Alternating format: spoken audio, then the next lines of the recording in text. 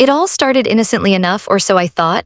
I had just moved into my dream home, the kind with a white picket fence, a perfectly manicured lawn, and a sense of peace I hadn't felt in years.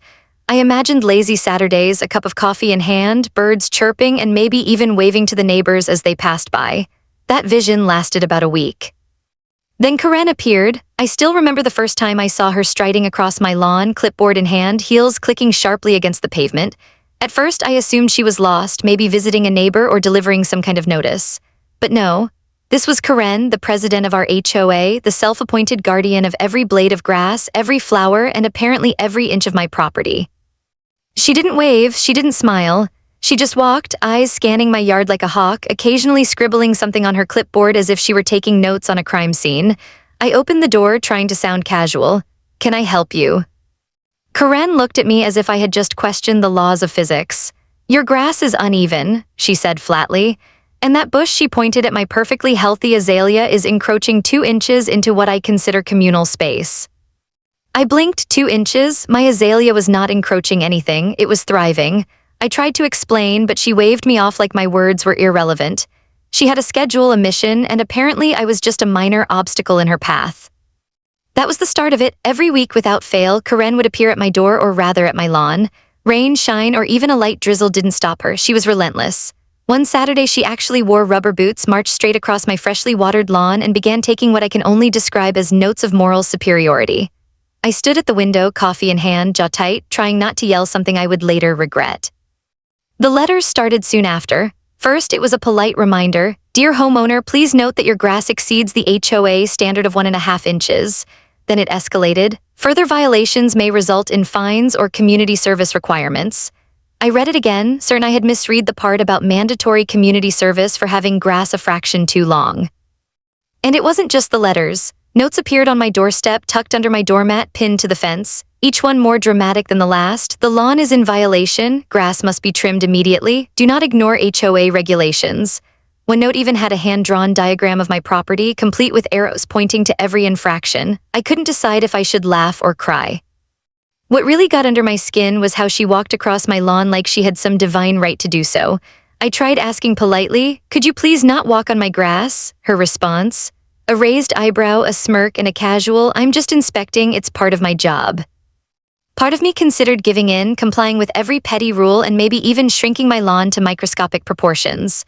But another part, probably the larger, louder part, refused to bow to absurdity. I realized that ignoring her wouldn't work, appeasing her wouldn't work. Karen wasn't just an overzealous HOA president, she was a force of nature, a relentless inspector armed with clipboards and moral superiority. It was then I decided something had to change. Not legally, I wasn't about to start a war with the HOA, but creatively. If Karen was going to invade my property, if she was going to parade across my lawn with impunity, I had to find a way to push back. I didn't have a plan yet, just the simmering knowledge that Karen was going to keep pushing boundaries. Every Saturday her shadow would appear on my grass, and every Saturday I'd feel the same mix of fury, disbelief, and grudging respect for her determination. But one thing was certain, the lawn wars were just beginning, and I was done being the defenseless homeowner. Little did I know that my frustration would soon turn into something far more elaborate, clever, and completely unexpected. Something that would make Karen think twice before stepping foot on my lawn again. And that's where it all started, with one sunny Saturday, a clipboard-wielding Karen, and a perfectly innocent lawn. I thought I had seen it all with Karen, but I was quickly learning that this was only the beginning. The next Saturday, I woke up to the faint sound of heels clicking across my front yard. My stomach sank before I even opened my eyes. Sure enough, there she was, clipboard in hand, surveying my lawn with that same smug expression she always wore. It wasn't just the lawn anymore, it was the way she strutted across my property like she owned it. I poured myself a cup of coffee, trying to muster patience. I told myself I could handle this politely, but Karen seemed to have a sixth sense for pushing buttons. She lingered near my rose bushes, crouching down and squinting at the leaves. "These are too dense," she muttered. "They're obstructing the line of sight across the yard." I blinked at her. Line of sight? Was my backyard suddenly a military zone? After she left temporarily, I hoped, I found another note pinned to my fence. It was longer than the last, typed this time. "The HOA has received multiple complaints regarding lawn maintenance. Failure to comply may result in penalties. Ensure all future landscaping adheres strictly to community standards." Complaints, multiple complaints, from whom? I hadn't seen another neighbor take an interest in my lawn since moving in. I suspected the complaints were all in Karen's imagination. which somehow made them feel even more ridiculous. By now, my frustration was mingling with curiosity. I started noticing patterns in Karen's visits. She came at exactly 9:07 a.m. every Saturday. She never walked straight to the mailbox first, she always cut through the front lawn.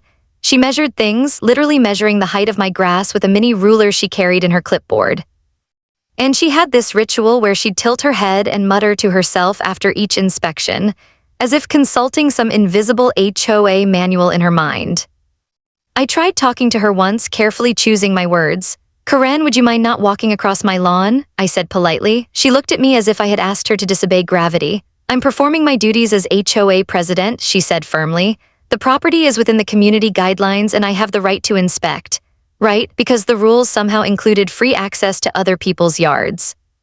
My neighbors were starting to notice too. Some waved politely, awkwardly trying to look neutral as Karen marched past their homes. Others whispered behind fences. I caught one neighbor snickering while Karen lectured another homeowner on the exact distance between a mailbox and the curb. I felt a small surge of satisfaction. Maybe I wasn't the only one noticing how absurd this had become. But it wasn't just absurdity that was building, it was tension. Every time Karen appeared, I felt my pulse quicken. I would watch her, calculating how far she would step, what she would inspect, and how she would leave.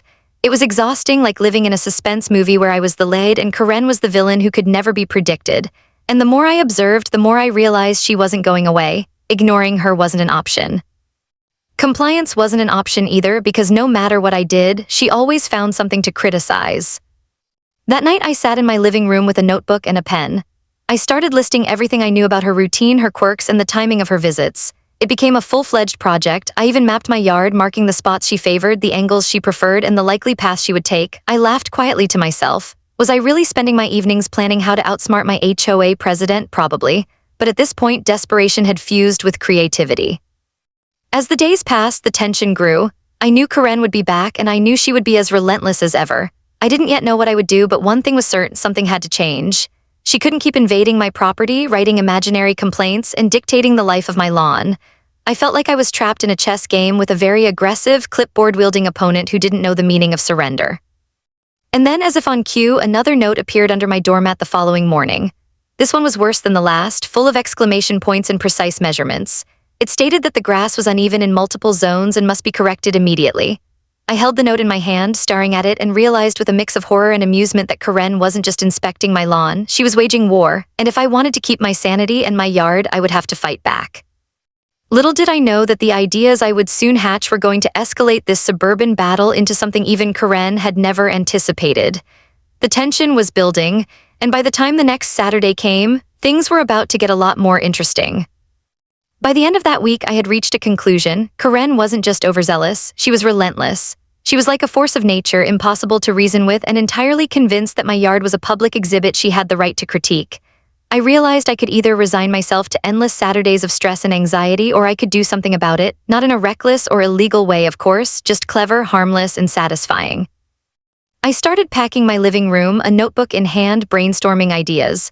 At first, they were ridiculous. Motion sensors that sprayed water, glitter bombs, fake snakes. I laughed aloud at the thought of Karen stepping into a harmless but spectacular display just for daring to cross my lawn. The possibilities were endless. I jotted down each idea, not because I was serious yet, but because the very act of planning made me feel like I had some control over the situation. The more I thought about it, the more detailed my plan became. I had to anticipate her every move. Karen had patterns. She always entered from the same side, always walked along the same path, always lingered near the flower beds, and never missed an opportunity to squint and mutter to herself. I began mapping the lawn, noting the angles, distances, and possible trigger points. I even made a little diagram with tiny arrows showing her likely trajectory. Yes, it was ridiculous, but also oddly satisfying. Next came the fun part, figuring out how to make my plan effective without causing any harm. I considered harmless sprinklers, timed to go off only when someone stepped on a specific spot. I thought about motion-activated noise alarms that would startle without hurting. I imagined harmless footprints made of washable paint that would leave a record of her invasion. Each idea made me chuckle. I was starting to feel like a suburban secret agent, preparing an elaborate mission against the most persistent enemy I had ever faced. I also had to consider timing.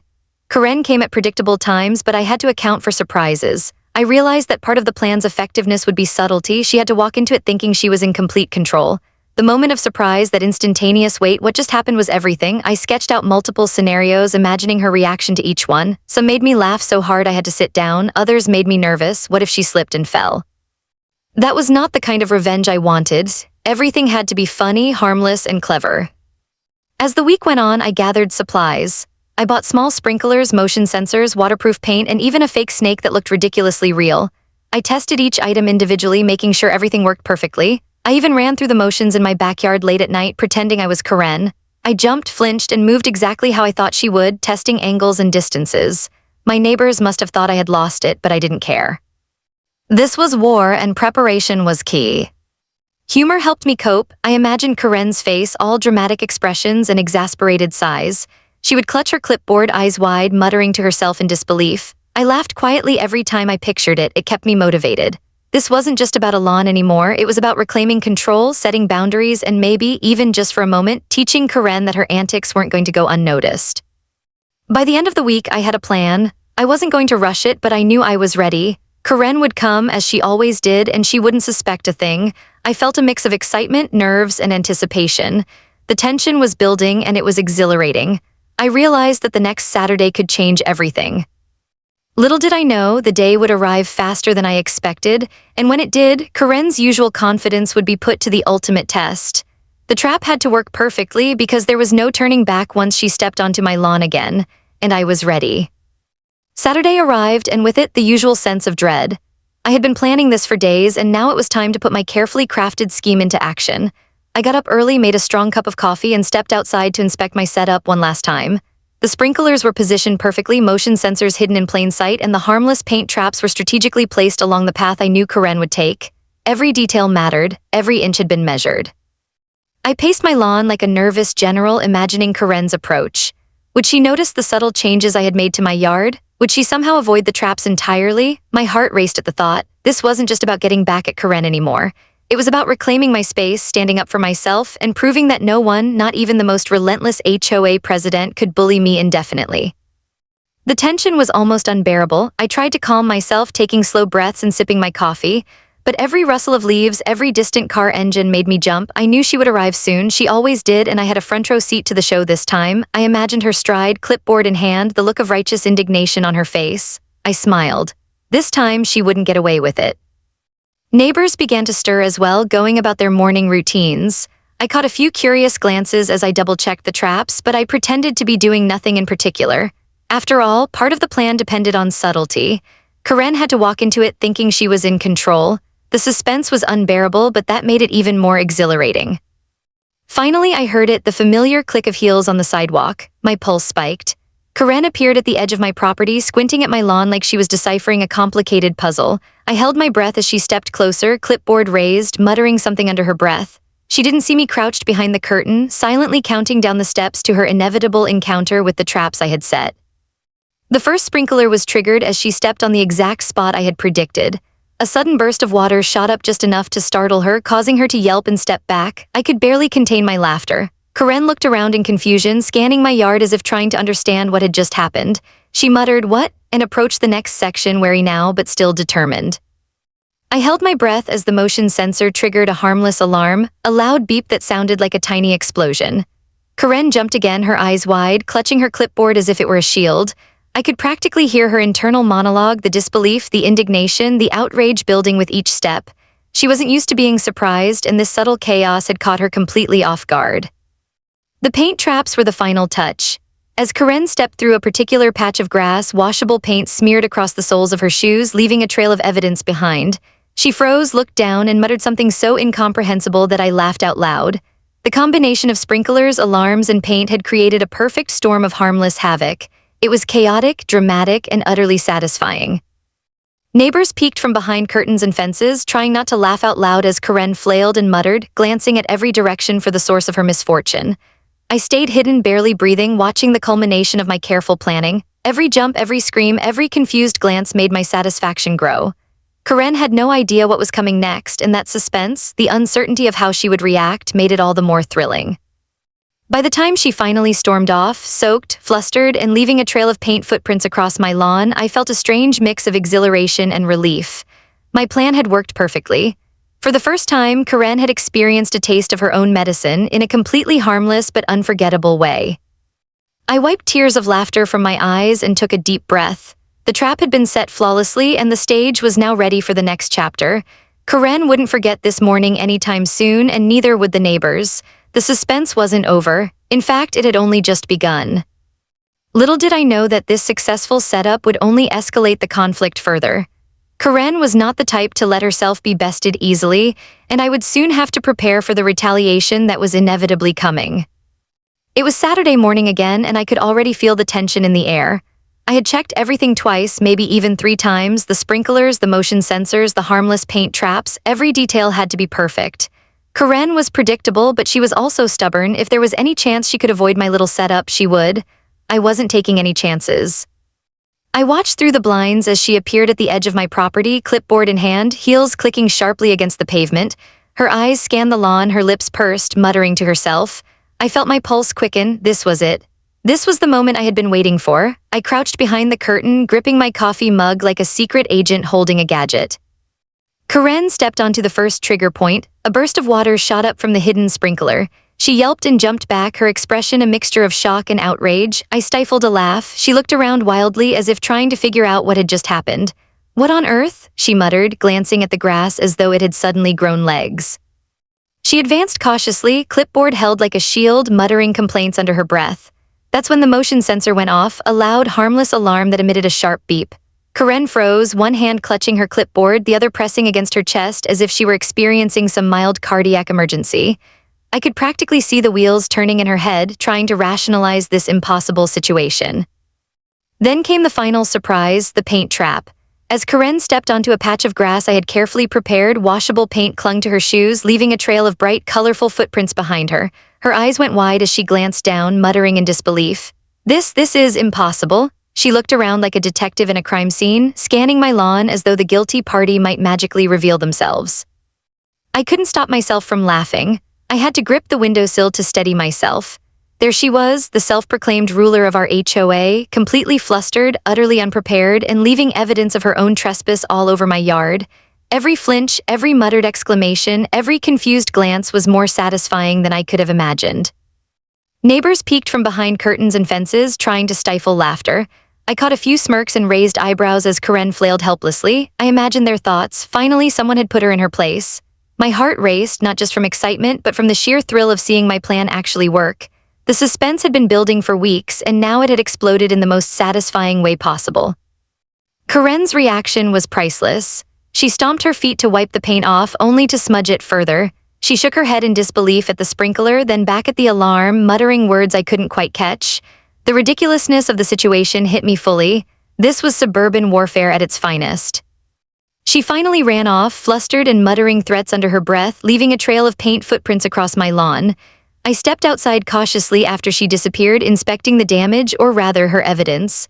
The footprints were hilarious, almost like abstract art scattered across my green grass. I laughed so hard I had to sit down on the porch. It was perfect. But as exhilarating as the moment was, I knew better than to think it was over. Karen wasn't the type to back down quietly. She was fuming, plotting, and probably imagining ways to retaliate that were even more elaborate than my traps. The thrill of victory was tempered with the knowledge that the war wasn't finished. This was only the first real strike in what I suspected would be a long, entertaining battle. I took a deep breath, savoring the quiet aftermath. The neighbors had gone back to their routines, but I could sense their amused curiosity lingering. I had turned an ordinary Saturday into a spectacle, and the tension had been palpable. The suspense, the unpredictability, the sheer audacity of it all, I realized then that suburban life could be far more dramatic than any soap opera I had ever watched. And as I looked at my freshly defended lawn, I knew one thing: Karen would be back. She always came back. But next time I would be ready. The stage had been set, and the next chapter of this suburban war promised to be even more thrilling. I just had to wait and maybe, just maybe, savor the suspense a little longer. I thought I had finally seen the peak of Karen's theatrics, but I was about to learn that she was far from finished. The very next week, I got a notice slipped under my door. It wasn't another garden variety warning or passive-aggressive note. It was an announcement for an emergency HOA meeting. Karen had called it herself. Apparently, my little trap had caused more concern than I ever anticipated. I couldn't decide if I was terrified or thrilled. The meeting was scheduled for Saturday afternoon, conveniently after her usual morning inspection. I sat in my living room trying to calm my racing heart, but every time I thought about facing Karen in front of the entire HOA board, my palms sweated. This wasn't just about paint or sprinklers anymore, it was about power, control, and reputation. And for once, I wasn't going to be the one cowering. When I arrived at the meeting, Karen was already there, standing at the front of the room like a general ready to deliver a rousing speech. Her clipboard was tucked under her arm, and she looked every bit the self-righteous authority figure she had been in my yard. As soon as I walked in, I noticed the subtle glances from neighbors. Some were trying to hide amused smirks, while others looked genuinely curious. I realized I wasn't just defending myself. I had inadvertently turned this into entertainment for the entire neighborhood. Karen wasted no time. She launched into a dramatic account of the incident on my lawn, describing in vivid detail how my sprinklers, alarms, and paint had attacked her during a routine inspection. She gestured wildly, using her clipboard like a weapon, and for a moment I wondered if she thought she was in a courtroom drama rather than a neighborhood HOA meeting. The suspense in the room was palpable. Everyone wanted to know what I would say, what I would do, and whether I would crumble under her theatrics. I stayed calm, sipping my water and waiting for the right moment. When it was my turn to speak, I didn't launch into excuses or apologies. Instead, I recounted the events from my perspective, carefully highlighting the harmless nature of my defense. I explained how the traps were set, how they were completely safe, and how they were designed to protect my property from repeated trespassing. I spoke clearly with humor and subtle irony, knowing that the suspense of my narrative would keep the audience, or in this case, the HOA members, hooked. As I spoke, I noticed Karen's expression change. Her confident smirk faltered, replaced by confusion and, I swear, a little embarrassment. I described the sequence of events, emphasizing the fact that it was entirely harmless, yet cleverly designed to teach a lesson. The suspense in the room shifted. What had started as a meeting to punish me was slowly turning into a moment where everyone realized just how ridiculous Karen had become. Neighbors exchanged glances, stifling chuckles, and I could feel the tide turning. Karen tried to regain control, waving her hands and insisting that my actions were unacceptable, but the room wasn't listening like before. I had turned her own over-the-top behavior into a story that highlighted her obsession, and suddenly I had the upper hand. By the end of the meeting, Karen was fuming, muttering threats under her breath, but there was little she could do. The board, while sympathetic to her frustration, ultimately agreed that my measures had been harmless and justified. The suspense of the situation, the tension of waiting to see if I would be penalized, had kept everyone on edge, and now it was over. I walked out feeling victorious, but fully aware that Karen's wrath wasn't gone. She was already plotting her next move, and I knew this suburban war was far from over. That afternoon, I returned home to my lawn, a strange mix of satisfaction and anticipation bubbling inside me. The traps had worked, the HOA had vindicated me, and the neighbors had witnessed my little victory. But I couldn't shake the feeling that Karen would be back, and next time she wouldn't come empty-handed. The suspense wasn't gone, it had merely evolved. The stage was set for the next chapter, and I was ready to escalate things further. Little did I know, the following week would bring an entirely new level of drama. Karen wasn't just going to appear, she was going to test every boundary I had established.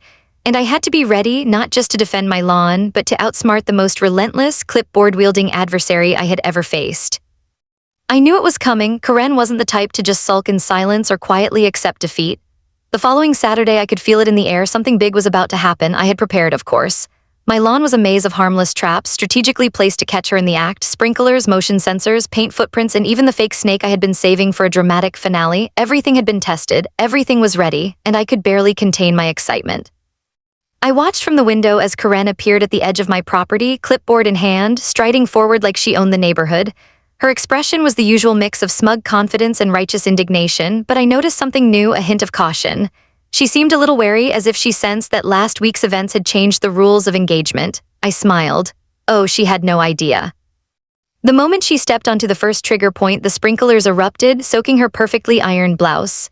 She squealed, leapt back, and flailed her arms, clipboard nearly flying out of her hands. My heart pounded. I could see the panic in her eyes, the disbelief, the sheer confusion as she tried to process what had just happened.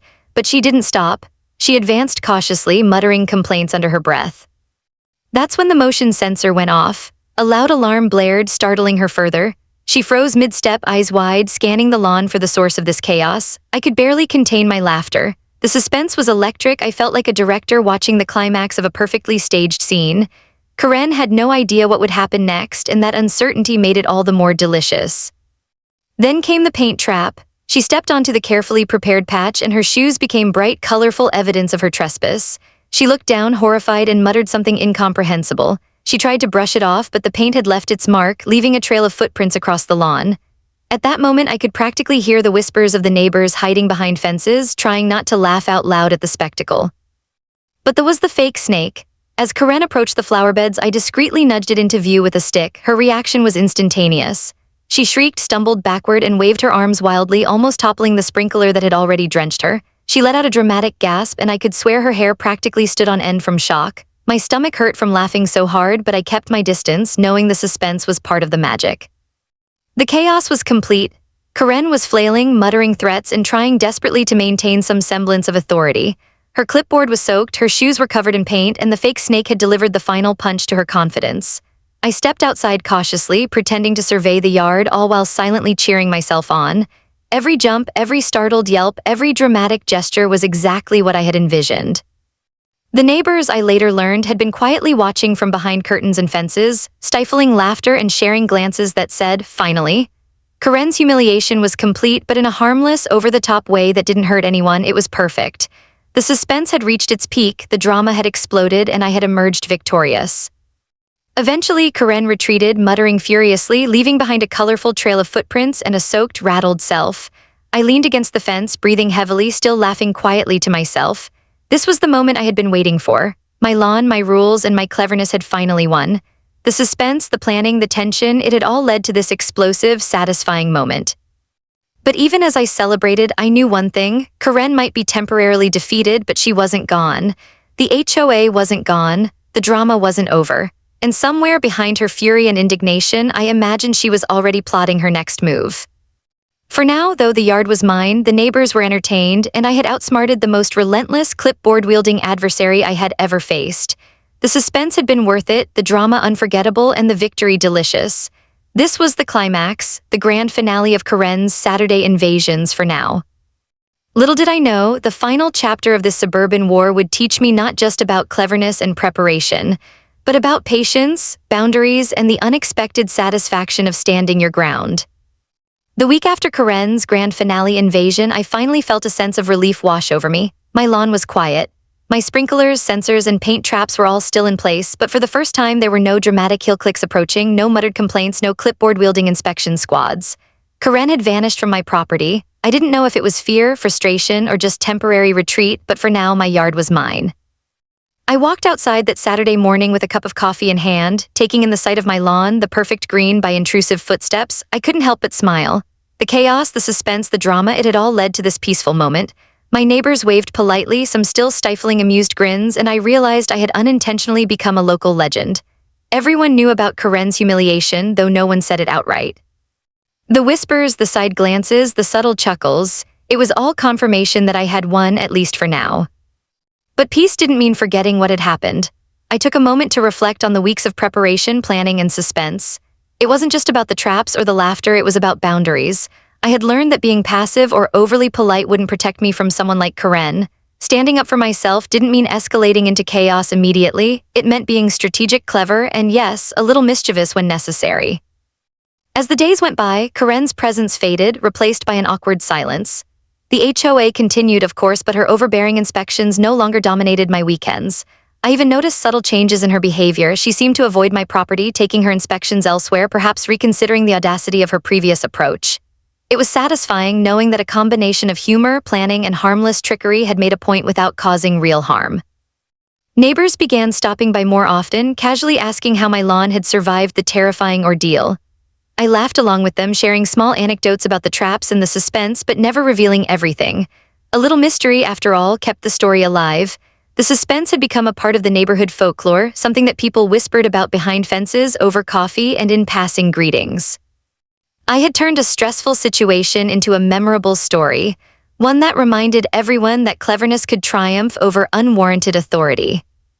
Of course, Karen still existed, lurking somewhere behind her clipboard and perfectly ironed blouses.